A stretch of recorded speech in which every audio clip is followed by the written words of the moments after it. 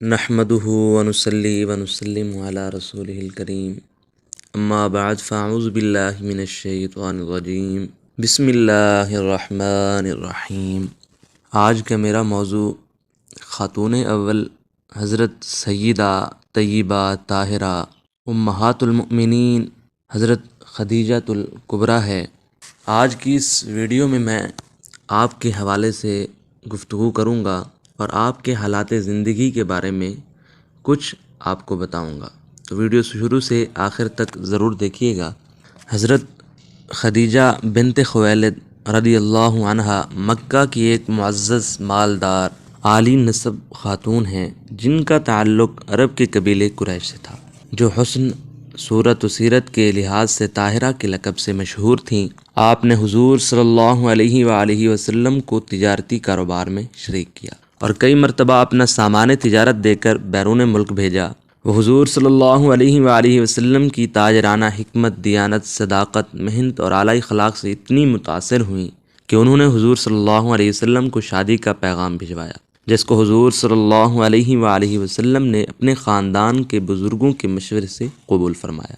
حضرت خدیجہ الکبریٰ نے سب سے پہلے اسلام قبول کیا۔ اس طرح آپ نے پہلی اسلام قبول کرنے والی ام المؤمنین خاتون اول ہونے کی سعادت حاصل کی اور 25 سال حضور نبی اکرم صلی اللہ علیہ وسلم کی زوجہ غم گزار اور شدید ترین مشکلات میں ساتھی رہیں۔ بقیہ تمام ازواج النبی ان کی وفات کے بعد ہی زوجہ بنیں۔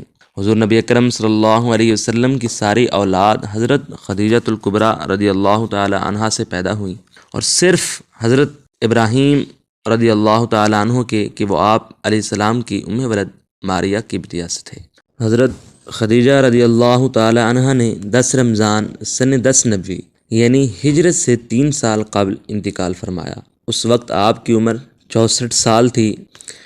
آپ کا سلسلہ نسب کچھ اس طرح ہے: خدیجہ بنت خویلد بن اسد بن عبد العزیٰ بن قصا بن قلاب۔ آپ رضی اللہ تعالی عنہا کا نسب چوتھی پشت میں حضور خاتم النبیین صلی اللہ علیہ وآلہ وسلم کے ساتھ مل جاتا ہے۔ آپ کا تعلق قبیلہ قریش کی شاخ بنو اسد سے تھا، جو اپنی شرافت، ایمانداری اور کاروباری معاملات کی وجہ سے لوگوں کی نگاہوں میں قابل عزت و احترام تھا۔ اسلام کی خاتون اول ام المؤمنین حضرت سیدہ خدیجہ الکبریٰ رضی اللہ تعالی عنہا بچپن سے ہی نہایت نیک اور مزاجن شریف الطبع خاتون تھیں۔ مکارم اخلاق کا پیکر جمیلہ تھیں، رحم دل، غریب پروری اور سخاوت آپ رضی اللہ عنہا کی امتیازی خصوصیات تھیں۔ یہاں تک کہ زمانہ جاہلیت میں آپ رضی اللہ عنہا طاہرہ کے لقب سے مشہور تھیں۔ مالدار گھرانے میں پرورش پانے کی وجہ سے دولت و ثروت بھی خوب تھی۔ علاوہ ازیں حسن صورت اور حسن سیرت میں بھی اپنی ہم عصر خواتین میں ممتاز تھیں۔ آپ رضی اللہ عنہا انتہائی دانا اور سمجھدار خاتون تھیں۔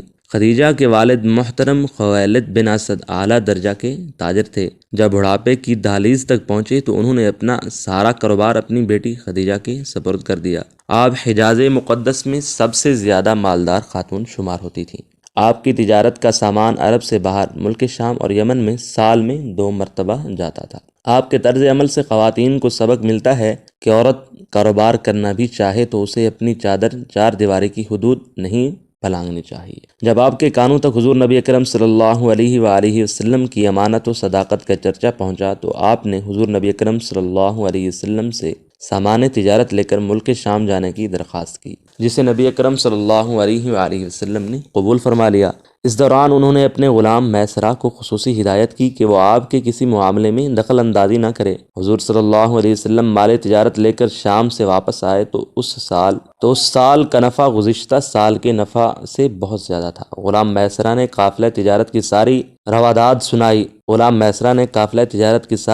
روداد سنائی۔ خدیجہ حضور صلی اللہ علیہ وسلم کے انداز تجارت، اخلاق اور سچائی سے بہت زیادہ متاثر ہوئیں۔ آپ نے اپنی سہیلی نفیسہ بنت مینا کے ذریعے شادی کا پیغام بھیجا، جس کو حضور صلی اللہ علیہ وسلم نے اپنے خاندان کے بزرگوں کے مشورے سے قبول فرمایا۔ شادی کی تاریخ مقرر ہو گئی۔ حضرت خدیجہ کے والد اگرچہ وفات پا چکے تھے، تاہم آپ کے بزرگوں میں آپ کے چچا عمر بن اسد زندہ تھے۔ تاریخ معین پر جناب ابو طالب اور تمام رسائے خاندان اور حضور نبی اکرم صلی اللہ علیہ وسلم کے چچا حمزہ بن عبد مطلب بھی تھے، خدیجہ کے مکان پر آئے۔ حضرت خدیجہ نے بھی اپنے خاندان کے بزرگوں کو جمع کیا۔ جناب ابو طالب نے خطبہ نکاح پڑھا اور دوران خطبہ آپ نے حضور صلی اللہ علیہ وسلم کے بہت سے فضائل و مناقب بیان کی اور نکاح منعقد ہو گیا، اور حضرت خدیجہ طاہرہ آپ صلی اللہ علیہ وسلم کی پہلی زوجہ ہونے کے شرف سے ممتاز ہوئیں۔